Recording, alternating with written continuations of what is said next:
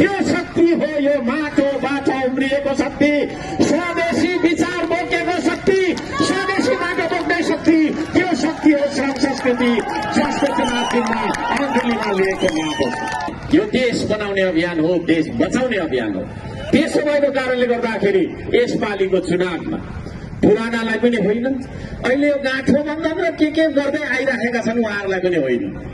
तपाईहरूको कुरा सुन्ने सरकार, सफारी चालकहरूको सरकार, यातायात मजदुर र चालकहरूको सरकार, गरी खाने वर्गको सरकार, किसानको सरकार, धुलोलाई तपाईको मेरो देशको माटो भनेर शिरमा लगाएर हिँड्ने मान्छेहरूको सरकार चाहिएको छ भने यसपालि चुनाव चिन्ह माटोमा हामीलाई भोट दिनुहोस्। यो देशमा कुनै एउटा राष्ट्रिय मिडियाले एमालेको केपी ओली, कंग्रेसको शेरबहादुर देउवा होइन, अहिले गाँठो पार्टीको रवि लामिछाने अथवा बालेन शाह अथवा कुलमान जो आए पनि हुन्छ, तीनैजना आउँदा पनि हुन्छ है, लगायत अरू दलका मान्छेहरू अध्यक्षलाई पनि बोलाउनु र श्रम संस्कृतिको हर्क साम्बाङलाई पनि बोलाउनु, अनि लाइभ टेलिकास्ट गरौं, अनि भिजनको कुरा गरौं है, अनि भिजनको कुरा गरौं, अनि स्वाधीनताको कुराहरू गरौं है। उहाँहरूसँग केही पनि छैन भिजन। सिमानाको बारेमा बोल्न सक्नुहुन्न उहाँहरू, सिमानाको बारेमा बोल्न सक्नुहुन्न। सिमाना नीति अहिले ताती लागेर भारततिर गएको देख्छु, अलि हाँसो हुन्न। तर हर्क साम्बाङ त्यो मान्छे हो जो न नयाँ दिल्ली जान्छ न बेजिङ जान्छ, जान्छ त नेपाली जनताको घर दैलोमा जान्छ। आदरणीय दाजुभाइ दिदीबहिनीहरू है, शक्तिको स्रोत भनेको दिल्ली होइन, शक्तिको स्रोत भनेको बेजिङ होइन, शक्तिको स्रोत भनेको गरिब दुखी नेपाली जनताको घर दैलो हो। त्यो घर दैलोमा छु म आज। तपाईहरूलाई कस्तो मान्छे चाहिएको हो है? विदेशी प्रभुलाई ठोक्ने कम्फर्टेबल सरकार बनाइदिनु पर्ने होइन, विदेशीको इसारामा सिंहदरबारै जलाई पठाउनु पर्ने, जेन्जीको नाम लगाएर दुनियाँभरको चाहिने होइन, मान्छे निर्दोष मान्छेहरूलाई मार्ने, यो खालको मान्छेहरू तपाईँहरूलाई चाहिन्छ कि होइन? यही देशको माटोको कथा बोकेर हिँडेको मान्छे, यही देशको ढुङ्गाको कथा बोकेर हिँडेको मान्छे, वर्षौं वर्ष यो देश बनाउनु पर्छ भनेर तपाईँको चाहिँ एउटा श्रमिकले भन्दा 10 गुणा धेरै श्रम गरेर यो देशलाई समृद्ध बनाउन सक्छौं भन्ने कुराको प्रमाण दिइसकेको मान्छे, श्रम गरेर मात्रै, श्रमदान गरेर मात्रै कीर्तिमान, विश्व कीर्तिमान राखेको मान्छे, यस्तो मान्छे तपाईँहरूलाई चाहिन्छ कि विदेशीको पछाडि गर्ने चाहिन्छ? कस्तो चाहिन्छ? यो यो यो यो यो जमातले भनिदियोस् त मलाई, कस्तो चाहिन्छ तपाईँहरूलाई? यदि त्यसो भने चुनाव चिन्ह माटो। तपाईँहरूले त भोट हाल्नुहुन्छ मलाई थाहा छ, 100% मलाई थाहा भयो, तर तपाईँहरूले पनि भूमिका खेलिदिनुपर्छ। यो भनेको श्रम संस्कृति भनेको तपाईँहरूको संस्कृति हो। यसमा मलाई नेता नठान्नु, यहाँ बस्नेहरू नेता होइन, यहाँ कोही पनि नेता छैन यो पार्टीमा, छ त सिर्फ श्रमदाता छ। तपाईँ पनि श्रमदाता बन्नुहोस् आजदेखि, नयाँ मान्छेहरू। तपाईँहरूले पनि 15 जना, 20 जना, 25 जना, कतिजनालाई हुन्छ कन्भिन्स गर्नुहोस्। तपाईँहरू गइसकेपछि तपाईँहरू आफै एउटा अभियन्ता हो, तपाईँ आफै एउटा हर्क साम्बाङ हो। यो देशलाई बचाउनु चाहिँ सबैभन्दा ठूलो मुद्दा हाम्रो। यो देशलाई बचाइयो भने बादमा बनाउन सकिन्छ, तर यो देशको स्वाधीनता नै गुम्यो, देशै गुम्यो भने थुप्रै ठाउँमा हामीले देखेका छौँ नि होइन, विकासको योजना देखाएर देशै लगिदिएको थाहा छ कि छैन? हामीले यतैतिर पनि छ, नाम नलियो होइन। त्यो खालको हामीलाई पनि चाहिएको हो। भोलिको दिनमा इटहरी चाहिँ छ, राम्रो इटहरी होइन, 6 लेनको बाटो, चिल्लो इटहरी, तर झन्डा चाहिँ अरूको देशको फहरिरहेको क्या है। म त त्यो दिन आउनुभन्दा पहिला मेरो प्राण जाओस्, म हेर्न सक्दिनँ, त्यो दिन सक्दिनँ।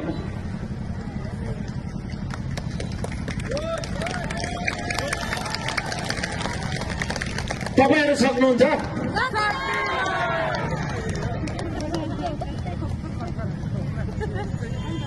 तपाईहरुलाई लाग्ला हैन, धेरैले मलाई खिचिटिउरी पनि गर्छन्, ए कति साह्रो विरोध गरेको, कति साह्रो कराएको।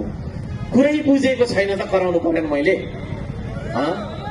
कुरै बुझेकै छैन, नेपाली समाजले कुरा बुझेकै छैन। अझै पनि यो देशमा मासु र भातमा हैन 3 लिटर पेट्रोल, 5 लिटर पेट्रोलमा भोट बेच्ने मान्छे हामी छौँ कि छैन? अनि नकराएर भयो। यो देश बचाइराख्नु भन्दा ठुलो मुद्दाहरू केही पनि छैन हाम्रो लागि। श्रम संस्कृतिले यो देशको स्वाधीनताको कुरा गर्छ है। मैले चुनौती दिएको छु, पुरानाहरूले त एमसीसी पास गरे, उनीहरूले सबैले पास गरे मिलेर। अहिलेको नयाँहरूले पनि एउटा कार्यक्रममा, धेरै भनेको छैन, एउटा कार्यक्रममा एमसीसी मुर्दाबाद भनेर नारा लगाएर देखाउनु है। बालनजीलाई मैले भनिराखेको छु, अहिले फेसबुकबाट प्रधानमन्त्री पनि भइसक्नुभयो उहाँ होइन। चुनावले चाहिँ हामीले बनाउने हो, मलाई थाहा छ है। फेसबुकले प्रधानमन्त्री बालन शाहलाई म भन्न चाहन्छु, एउटा कार्यक्रममा तपाईँले चाहिँ नि गर्जिएर मै जस्तो एमसीसी मुर्दाबाद, एमसीसी मुर्दाबाद, एमसीसी चाहिँदैन, देश बेच्न पाइँदैन भनेर नारा लगाएर देखाउनु। रवि लामी छानेलाई म भन्न चाहन्छु, तपाईँले पनि उयो कुरा दोहोऱ्याउनु, नारा लगाउन लाउनु त तपाईँको त्यो चाहिँ तपाईँको घन्टी बजाउने साथीहरूलाई। एमसीसी मुर्दाबाद, देश बेच्न पाइँदैन, देशको स्वाधीनता हामीलाई प्यारो छ भनेर नारा लगाएर देखाउँ। कुलमान घिसिङलाई पनि मैले भनेको छु होइन, तपाईँले पनि हो त्यो कुरा गर्नु। हिजो तपाईँहरूले मतियारी गर्नुभयो, के गर्नुभयो, ल हिजोको कुरा छोडिदिउँ, हिजोको कुरा छोडिदिउँ। आज र भोलिको कुरा गरौँ त, ल हिजो कुरा छोडिदिउँ होइन। तपाईँहरूले एमसीसी मतियारी गर्नुभयो, दलाली गर्नुभयो, तपाईँहरूले गर्दा पास भयो, त्यो मलाई थाहा छ, राम्रोसँग सबैले थाहा छ 3 करोड नेपालीलाई। तर अब आजको अनुमोदन चाहियो यहाँ होइन। एमसीसी जस्तो तपाईँको चाहिँ हाम्रो सन्धि सम्झौता, नदी नाला, हाम्रो तपाईँको सम्पदा बेच्ने, हाम्रो चाहिँ तपाईँको कानुनभन्दा ठुलो बनाउनु पर्ने भन्ने राष्ट्रघाती सन्धिलाई तपाईँहरूले आज कसरी हेर्नु भएको छ, आजको मितिमा चाहिँ कसरी हेर्नु भएको छ है। म प्रश्न गर्न चाहन्छु, यदि तपाईँहरूले नो एमसीसी भनेर एमसीसीको विरुद्धमा नारा घन्काएर कार्यक्रम गर्नुभयो, सार्वजनिक कार्यक्रम गर्नुभयो भने 3 करोड नेपालीले त्यसपछि मात्रै तपाईँहरूले भोट हाल्ने हो कि होइन भनेर सोच्नुपर्छ। त्यसमा पनि सहकारीको कुरा, कता के को कुरा थुप्रै छ होइन। ती कुराहरू लेखाजोखा गरेर हेर्ने छ। तर नम्बर 1 मा तपाईँहरूले एमसीसीको विरोध गरेर देखाउनु है। यदि त्यो छैन भने तपाईँलाई नेपाली जनताको घर दैलोमा भोट माग्न जाने अधिकार छैन। ब्यागमा चाहिँ यो देशको सौदा गरेको तपाईँको चाहिँ एग्रिमेन्ट, सम्झौता पत्र बोकेर यहाँ झोलामा नेपाली जनतालाई नमस्ते गरेर नेपाली जनताको भोट लान पाइन्छ? तपाईँहरूले मलाई भोट दिएर हर्क सम्बाङ जा गएर चाहिँ नदी बेच, यस्तो गर, उस्तो गर, हुँदो नहुँदो तपाईँको जेसुकै गर भनेर मलाई भोट दिने हो र? त्यसो भएको कारणले गर्दाखेरि म भन्न चाहन्छु, 3 करोड नेपालीले बुझ्नु, भावनामा नबहनु। मैले चुनौती दिएँ त यहाँ दिएँ ल है। 3-4 तपाईँको छैन मैले चुनौती दिएको छु, उहाँले स्वीकार्न सक्नुहुन्न। अनि साइबर सेल लगाएर यस्तो उस्तो गाली लेखेको छ नि, एउटा गाली बराबर खै कति हजार पाउँछ है। त्यसो भएको कारणले गर्दाखेरि आदरणीय दाजुभाइ दिदीबहिनीहरू, हामी बनाउँछौँ यो देश, हामी बचाउँछौँ यो देश। आदरणीय दाजुभाइ दिदीबहिनीहरू, देश भत्काउनेलाई पनि यसपालि भोट दिँदैन नेपाली जनताले। त्यो भत्किएको देशलाई अझै जलाएर खरानीको व्यापार गर्न चाहने गाँठो बन्धनहरूलाई पनि दिँदैन नेपाली जनताले भोट है। हर्क साम्बाङको बारेमा यहाँहरूलाई कति थाहा छ, मलाई पनि अलिअलि थाहा छ उसको बारेमा। धेरै कुरा राख्न चाहन्न होइन। त्यो हर्क साम्बाङ भन्ने नाम संयोगवश मेरो परे तापनि यो भनेको एउटा आवाज जस्तो मलाई लाग्छ है। एउटा आवाज जस्तो लाग्छ कि लाग्दैन? एउटा परदेशी ड्राइभर भाइले हुन त हँसी मजाकमै भनेको होला, यस्तो सेल्फी गरेर हर्क दाइ कहिले देश बन्छ, हामी त यहाँ 12 बजीसम्म बस चलाइरहेको छौँ भनेर विदेशको एकजना भाइले भनेको हेर्नुभयो है। त्यो आशाको नाम हो हर्क साम्बाङ होइन। म यो राज्यले, राम्रो बुझौँ है, यो राज्यले 62 अर्ब खर्च गरेर 30 वर्षभन्दा धेरै समय लगाएर 25 किलोमिटरबाट मेलम्चीको पानी ल्याउन नसक्ने राज्यको भर्सेसमा होइन, उसको विरुद्धमा एउटा यस्तो खालको काम गरेर देखाउने मान्छे हर्क साम्बाङ, जसले 43 किलोमिटर दूरीबाट भिर पाखा र तपाईँको खोला नाला जोड्दाखेरि 60 किलोमिटर जति टाढोबाट 98 दिनमा कोकहा खोलाको पानी सरकारी बजेट बिनै तुलना गरौँ है। 62 अर्ब, 1 अर्बमा 100 करोड हुन्छ। त्यो पैसा भनेको यहाँदेखि बिछाउँदै गयो भने काठमाडौँदेखि उतै पुग्छ होला। हजार हजारको नोटमा हिँड्दै गएको छ। कति पैसा नाथे कति हो कति है।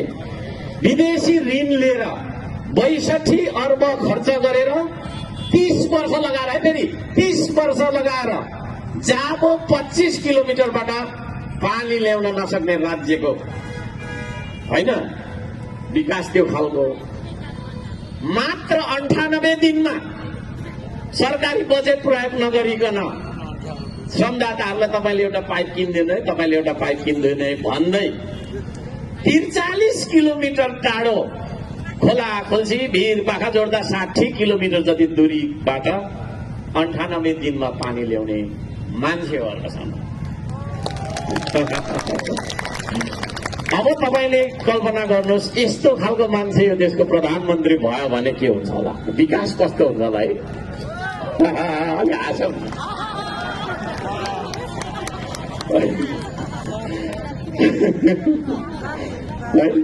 किराँती कुलमा जन्मेको मान्छे 1 रुपियाँ भ्रष्टाचार गरेर मैले खाएछु भने त्यो 1 रुपियाँको तपाईँको छैन होइन, मेरो मुखमा परेको बेला त्यही मेरो मरण होस् भनेर सालपा सिलिचुङ, किराँतीहरूको सबभन्दा ठुलो आस्थाको केन्द्र सालपा सिलिचुङ हो, त्यहाँ गएर कसम खाने मान्छेहरूसँग पाठी भरामा त्यही कसम दोहोऱ्याएर आउने मान्छे, पशुपतिनाथ र बौद्धमा त्यही कसम दोहोऱ्याउने मान्छे। अरूले पनि यो कसम दोहोऱ्याइदिए हुन्थ्यो नि है। त्यस्तो खालको मान्छे यो देशको प्रधानमन्त्री भयो भने यो देशमा भ्रष्टाचार होला होला। अलि हाँसौँ न